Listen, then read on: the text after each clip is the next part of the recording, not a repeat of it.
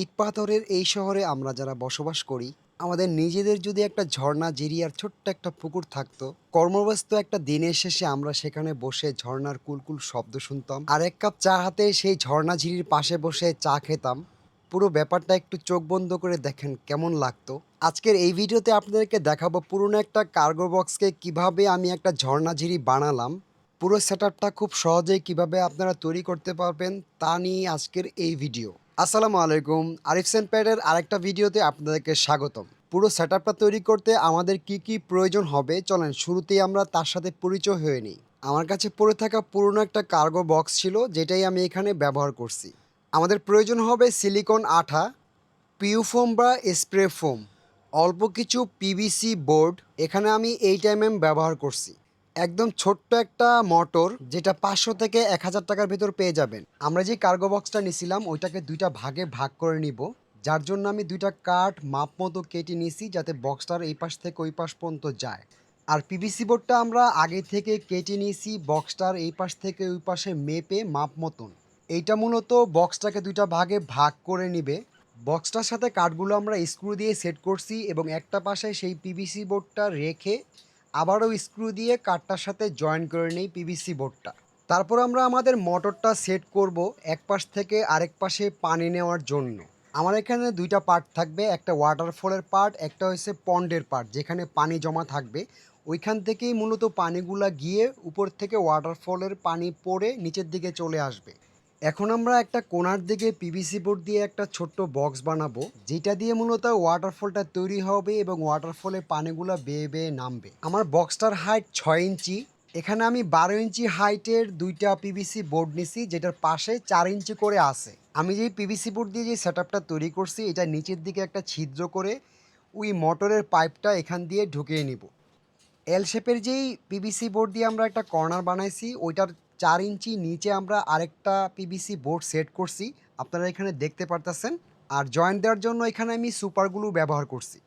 আমরা যেই পিভিসি বোর্ডটা জয়েন করছি ওইটার চারপাশে মূলত আরও দুই পাশে দুইটা পিভিসি বোর্ড দিব, যেই বোর্ডগুলো উপরে একটা বক্সের মতো হবে। পিভিসি বোর্ডগুলোতে আমি ভালো করে সুপার গ্লু দিয়ে জয়েন করে নিছি যাতে জিনিসগুলো ছুটে না চলে আসে। আপনারা এখানে একটু লক্ষ্য করলে দেখতে পারবেন আমি সেটআপটা কিভাবে বসাইছি। এইটা মূলত পাশের থেকে যেই আমাদের পন্ডটা থাকবে ওইখান থেকে পানি এসে এই নিচের দিক দিয়ে পানি উঠে উপরে জমা হবে। আমাদের রেডি হওয়া সেটআপটা আমরা কোণার দিকে বসিয়ে প্রথমে সুপার গ্লু দিয়ে সেটআপটাকে একটু স্টেবল করলাম। তারপর আমরা পিভিসি বোর্ডটার সাথে স্ক্রু দিয়ে সেট করে নিছি যাতে সেটআপটা আরও শক্ত হয়। তবে এই কাজটা আপনারা চাইলে না করলেও কোনো সমস্যা নেই। এখন আমরা আমাদের পুরো সেটআপটা সকল ছিদ্রগুলা ব্লক করে দিব সিলিকন আঠা দিয়ে। প্রথমে আমি সিলিকন আঠাটা আমাদের যে ওয়াটারফলের বক্সটা বানাইছিলাম ওইটার ভিতর দিয়ে ভালো করে সব দিকে দিয়ে দিলাম। আর এখানে আমরা যে পিভিসি বোর্ডটা বসাইছিলাম ওই জয়েন্টটাতেও ভালো করে সিলিকন আঠা দিছি। সিলিকন আঠা দেওয়ার সময় আমি খুব যত্ন সহকারে জিনিসটা করলাম, কারণ এখানে যদি ছিদ্র থাকে পানিগুলা কিন্তু এই পাশ থেকে ওই পাশে চলে যাবে।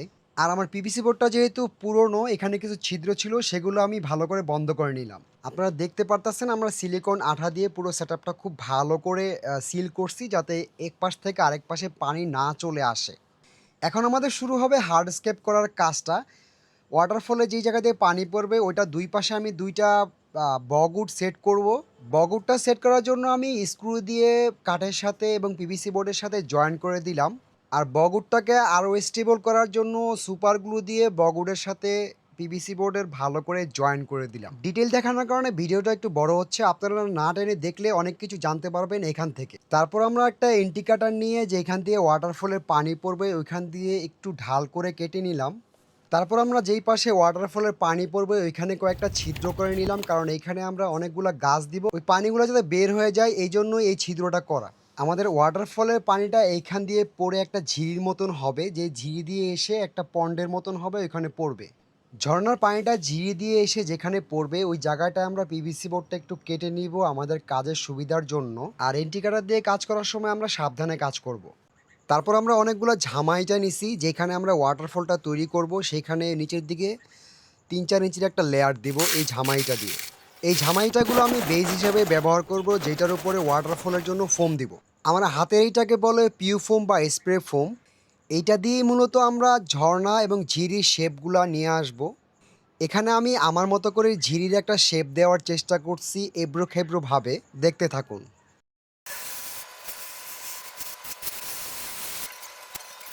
ফোমটা স্প্রে করার পর অনেকটা ঝিরির মতো দেখতে হয়ে গেছিল।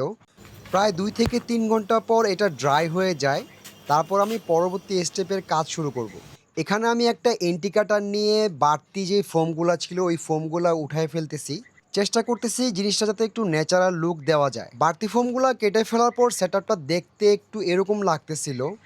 এখন আমি ফার্স্ট একটা টেস্ট রান দিয়ে দেখব পানিগুলা ঠিকভাবে পড়তেছে কিনা। আমরা যখন এই ধরনের সেটআপগুলো করব, সেটআপগুলো কিন্তু বারবার চেক করে নিব যে কোথাও কোনো লিকেজ অথবা পানির ফ্লোগুলো ঠিকভাবে পড়তেছে কিনা, এটা চেক করে নিব। মোটরটা চালু করে দেওয়ার পর যখন উপরে পানি জমতেছিল, তারপর আমি ভালো করে চেক করতেছিলাম পানিগুলো ঠিকভাবে পড়তেছিল কিনা বা কোথাও কোনো কাটিং বা কোথাও কোনো সেটআপের পরিবর্তন আনতে হবে কিনা। এই ধরনের সেটআপগুলো কিন্তু এটা খুবই গুরুত্বপূর্ণ একটা বিষয়, কারণ সেটআপ রেডি হয়ে যাওয়ার পর এই কাজগুলো কিন্তু করা যাবে না। তো আমি দেখলাম কিছু কিছু জায়গায় পানির ফ্লোটা ঠিকভাবে আসতেছিল না, সেটাই আমি কাজ করতেছি এখানে।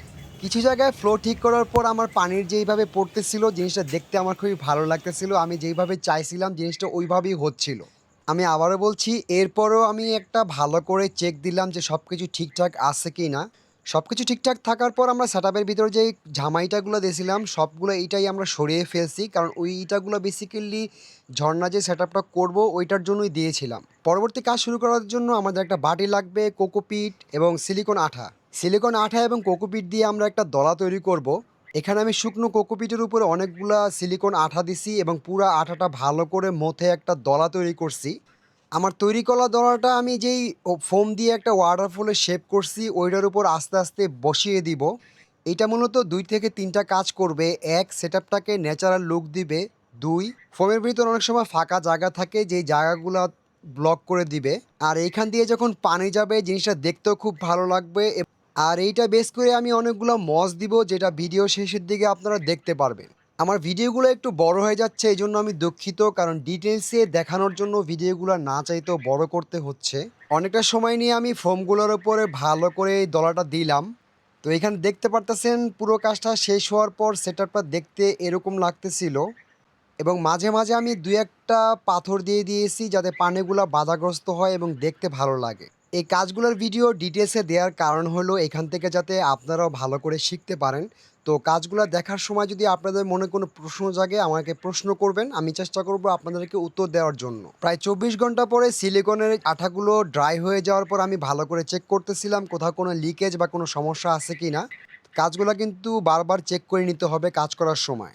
তারপর আমি সাদা সিমেন্ট এবং কালো রং দিয়ে পাতলা একটা মিক্সচার তৈরি করি। এটা দেওয়ার একটা কারণ আছে। আমরা যে সিলিকনের লেয়ারটা দিছিলাম ওই লেয়ারে আমরা ছোট ছোট 2টা লিকেজ পাইছিলাম। তো এখানে আমরা কোনো রিস্ক নিতে চাই নাই, যার কারণে পুরো জায়গাটা আমরা সিমেন্টের মিক্সচারটা দিয়ে একটা লেয়ার তৈরি করে দেই। 2 থেকে 3 ঘন্টা পর যখন সিমেন্টগুলো ড্রাই হয়ে যায় এভাবে আমি 2-3 বার করি।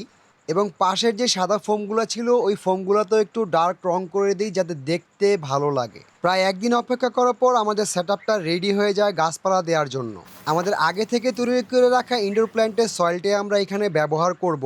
আমাদের প্ল্যান হলো ওয়াটারফলের 2 পাশে আমরা বিভিন্ন ধরনের ফার্ন এবং অনেক ধরনের গাছ সেট করব, যেটা সেটআপটাকে ন্যাচারাল একটা লুক তৈরি করে দিবে। তো আমরা সেটআপটার এই পাশটায় পুরোটাই কিন্তু এই সয়েলটা দিয়ে ফিল আপ করে নিলাম। এখন আমাদের প্রয়োজন হবে ড্রাই মস এবং পানি।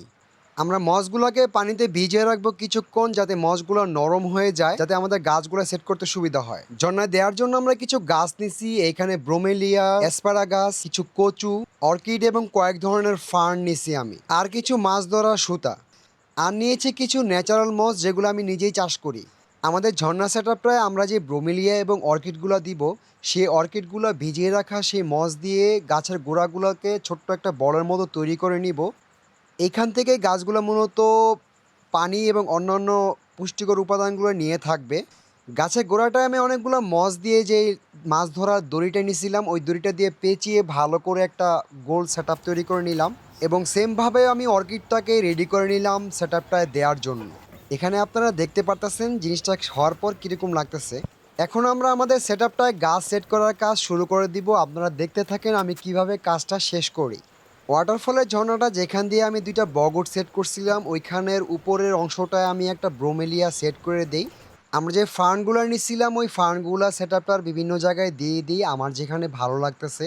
তবে এখানে আমরা একটা জিনিস খেয়াল রাখবো, বড় গাছগুলো একটু পেছন দিকে এবং ছোট গাছগুলো একটু সামনের দিকে দিব।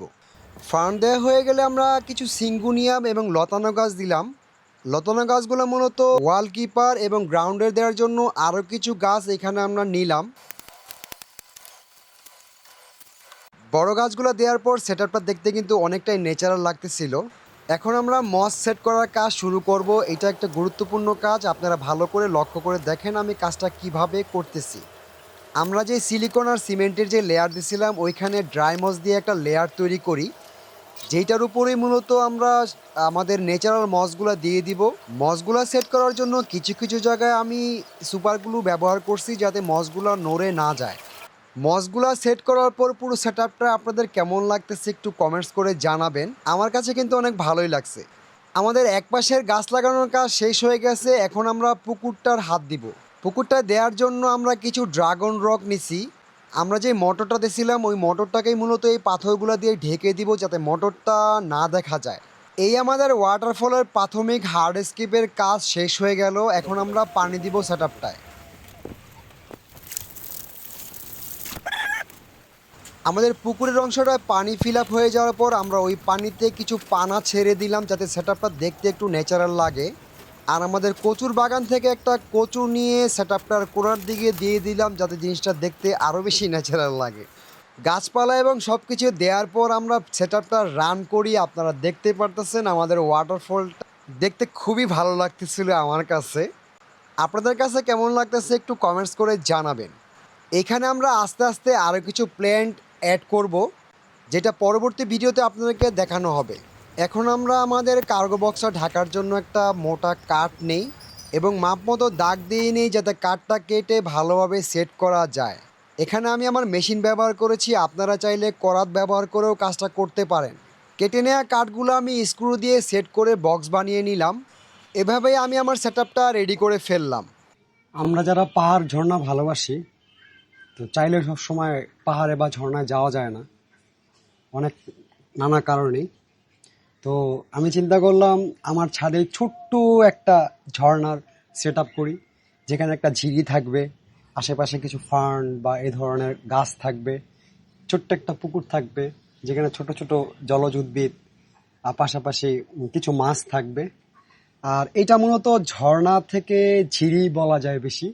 আমার প্ল্যানে ছিল ছোট্ট একটা ঝর্ণার মধ্যে পড়ে একটা ঝিরির মতন যাবে, তো আমি ওই চিন্তা করেই আসলে সেট আপটা রেডি করছি। আর আমার এই ভিডিওটা যদি আপনাদের ভালো লাগে থাকে আমার ফেসবুক পেজ এবং ইউটিউব চ্যানেলটা সাবস্ক্রাইব করে দিবেন। সবাই ভালো থাকবেন, আল্লাহ হাফেজ।